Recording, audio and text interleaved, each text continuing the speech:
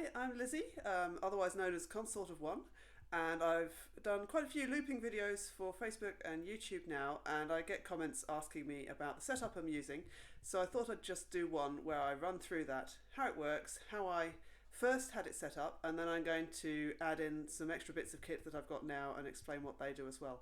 So if you're thinking about having a go at some looping, this first setup would be the one to try first, and then you can always add as you go, as I have done. So the basics of what you need are three main components. A microphone.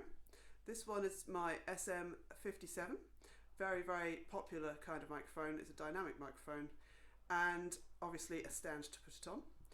This has a cable, which is known as an XLR cable, one of those 3-pin plugs, and the cable is connected, we follow it down, to the loop station. So here it is coming in at the back here on another XLR socket on the input of the loop station.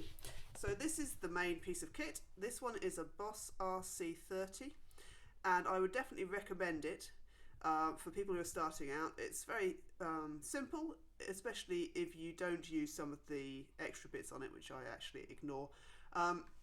And it's good, easy to use. It's got nice, big, easy to find pedals if you're trying to use your feet at the same time as playing for the first time. And the basics of how this works is as follows. So you start to play, and as you start to play, you press this left-hand button. And you can see the red light has come on there, and that is now recording. So it's probably actually picking up a little bit of everything I'm saying right now. What I haven't done is actually attach this to a functioning speaker right now, so we won't hear anything. That will record until you press this left-hand one again. When you do that, it will start to play back that first recording. And the way I've got it set up at the moment, it will immediately start another layer on top of that. So you press it again, and we've now got both the record and play buttons on. That means it's playing back the old track and recording new material on top. So if I was playing a simple sort of dance piece, I'd have played the tune that first time, and then the second time I hit it is when I start to add my first harmony part. And you can keep going round and round like that. If you want to play something that won't be recorded, you can press this a third time, and you can see the record light has now gone off. So it's just playing back now, it's not recording anything. And you can put it back on again and off again as many times as you like. And then the other main function is the other side, which is stop. And you press that and everything stops. However, that loop is still in there. You can see there's a flashy light here which indicates that it's still in the memory banks. So if you press this one again, it will start to play again. You can add more layers, you can turn the recording off, and you can stop. And all this that I'm doing with my hands, obviously usually I am doing with my toes of my feet, which is why I like these really nice large clunky pedals. You'll see the alternative on my other looper in a minute, and you'll see what I mean. They're also quite quiet. Because we're using a microphone rather than an instrument like an electric guitar, which is directly plugged in, you do sometimes hear the clicking of these buttons on the recording, on the loop itself. So these can be used quite gently, and then they make no noise at all, which is useful. At the end of the piece, what I generally do is to delete the track, which means pressing both pedals at once. And you saw the letter CL flashing there in the window, and that means clear. So that's now empty and ready to go again. A couple of other things on it. There are special effects here, which, like I say, I've never used. They include a step phaser, a sweep filter, a tempo delay, and lo-fi. These are all things that are likely to change the quality of the sound of the instrument, which is something I tend to steer away from. There is also a second track, so I only use track 1 on this. The reason for that is that track 2 is always going to be the same length as track 1 on this machine. And if you've got a microphone, as we have, and the microphone picks up the sound from the speaker, and therefore anything you put on track 2 is going to sound very similar to anything you put on track 1. Also, to operate that with your feet, you need a second pedal that you then plug in to control it. Otherwise, you have to come down here and actually use your fingers. This section is for storing loops in the memory. So if what I just did was something that I really liked, I can choose to save it. There are 100 files available, I guess you say, tracks they call them as well. This is on 34 right now, which is an empty track. You see the 33 has got a dot next to it, and I've got my light starter flashing here. That one's got something saved on it. So if I go back to 34, if I wanted Let's just make a very quick loop again. Say I wanted to save that, I would just hold down the right button twice. And now that's saved. If I want to delete it, I hold down the delete button twice. And then we've got output level and input level. There is also a metronome function on here, again, which I don't tend to use. I tend to use my own internal sense of rhythm, even if it's not quite as strict as the click track that you would get on here. And then the third piece of kit, apart from the microphone and the looper, if we follow this, which is the output, we will find it goes to the speaker. Now, this is just a small amplifier.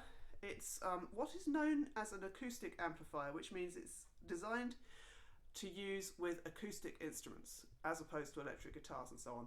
When I first started out, I had an electric guitar amp and it made everything sound ever so slightly tinny and a bit like an electric guitar, funnily enough. So this has a little bit more of a realistic sound. This has got potentially two inputs. I just use the one, and then it's got gain and volume controls along here. Very basic, very simple, but does the job for me. If you are going to give this a go, one thing I would say is be careful about exactly where you place this. Actually, this would probably be ever so slightly too close right now, and you'll see that I haven't got it facing me.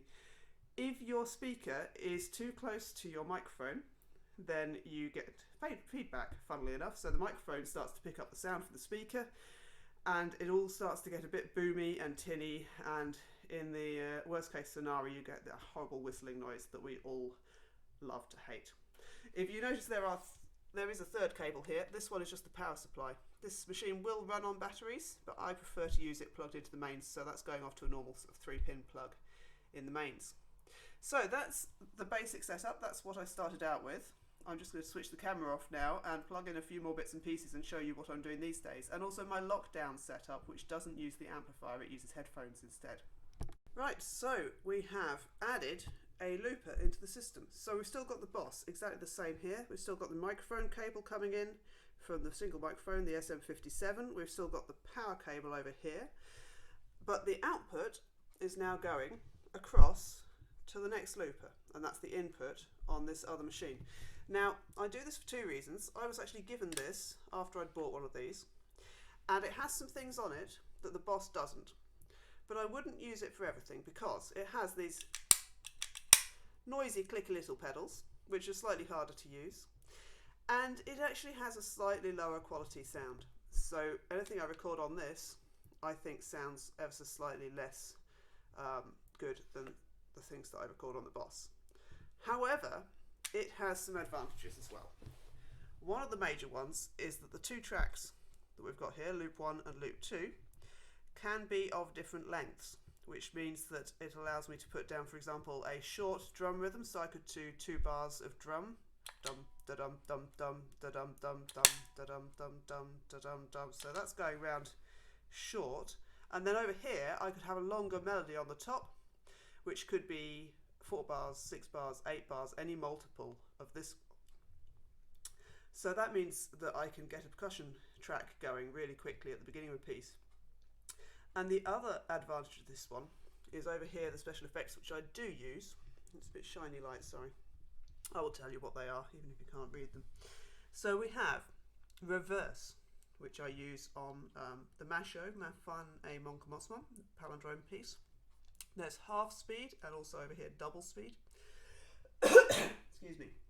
Very useful for things like ground bass.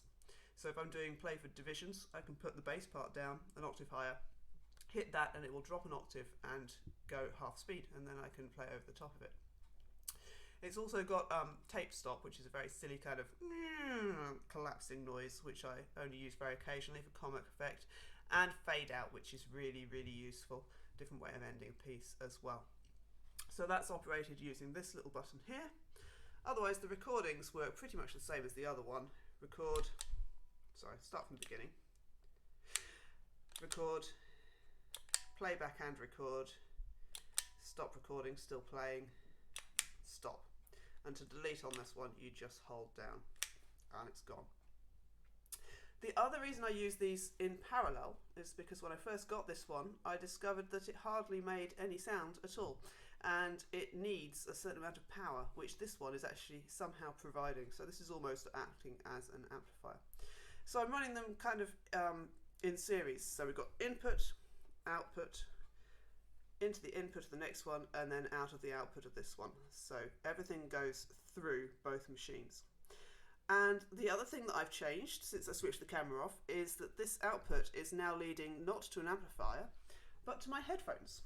And this means that I can be, here they are, they live on top of the microphone. Basic set of headphones. Being mono sound, it only comes in one ear, so it comes in on the side where the cable is, and I tend to wear that on my right ear and have the other one off, so I'm actually wearing them back to front most of the time.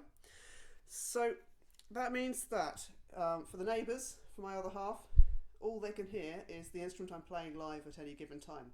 They don't hear any of the other loops, only I do. And then the next step from that, I've actually got a splitter for that output, and I can also send straight from there to my camera, which is the recording device, which I would show you, but I'm holding it in my hand right now to record this, so you'll have to take that one on trust. But it's a Q8, a Zoom Q8, and it's something that I bought this year especially for lockdown videos, and it's been an absolute joy to work with. It's got a couple of XLR inputs on it, so you can go straight in and record. And then what I sometimes do is to put a separate microphone up and go straight from that to the camera as well, so that you get the sound of the live instrument slightly on a different track, so I can control things like panning and volume of that. So I hope that has helped if you are interested in having a go, or if you're just curious as to how I do what I do. Feel free to ask questions in the comments or drop me a line. I'm always interested to chat with people. See you soon. Bye.